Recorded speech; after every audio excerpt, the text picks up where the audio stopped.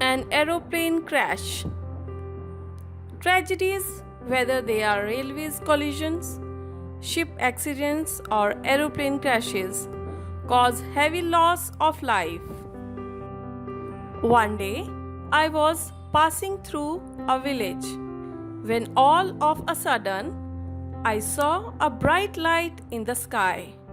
I looked up and saw an aeroplane in the flames of fire.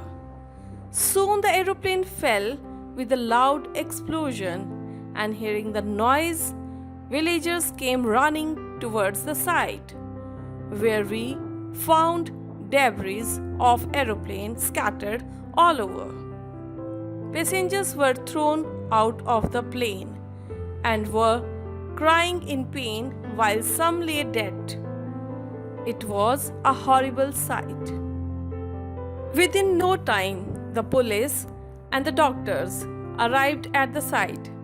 The doctors attended to the injured passengers with the minor injuries, while the people with the serious injuries were rushed to the hospital. The dead bodies were carried away in an ambulance. The condition of some passengers was really appalling, as some had lost their legs and others had their limbs severed. In the meantime, the police took the statement of the eyewitnesses and sealed the area.